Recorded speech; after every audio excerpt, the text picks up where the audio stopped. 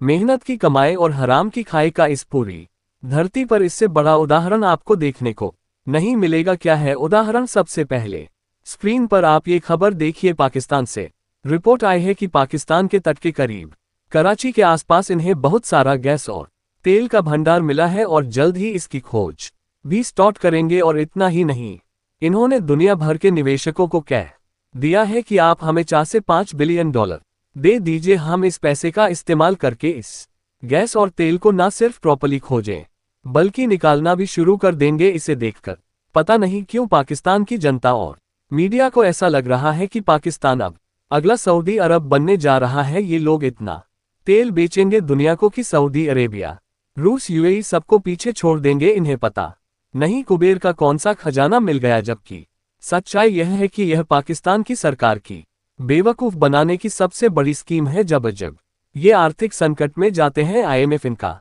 Package cancel करता है या पैकेज देने से पहले नई शर्तें लगाता है तो इससे पाकिस्तान की अर्थव्यवस्था डोलने लगती है।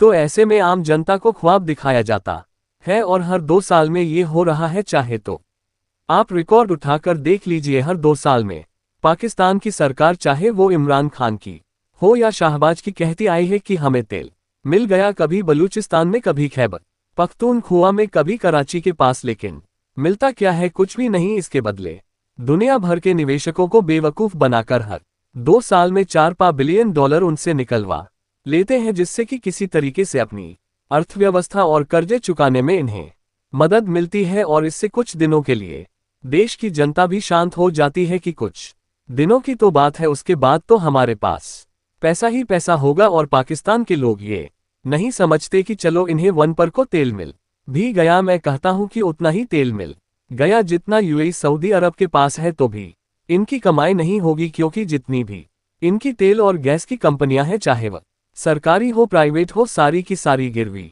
पड़ी है यूएई और सऊदी के शेखों के पास। सब में करीबन किसी में 60 पर तो किसी में 70 पर हिस्सेदारी है सऊदी के इन शेखों की। तो ऐसे में अगर ये तेल निकाल भी लेते हैं ना 1 पर कह रहा हूं, तो उसमें से 60-70 पर कमाए तो सऊदी के शेख ले जाएंगे बिना कुछ काम किए। इनके हिस्से आएगी 2025 पर, उसमें से आधी सेना के जनरल खा जाएंगे, आधी पॉलिटिशियन। इनके हाथ तो कुछ लगने ही नहीं वाला। लेकिन इन्हें अगर मुंगेरी लाल के हसीन सपने देखने हैं तो देखते रहिए, क्योंकि वैसे भी इनके लिए कोई उम्मीद बाकी नहीं है। लेकिन इससे आपको पता चलता है कि हराम की खाई क्या होता है।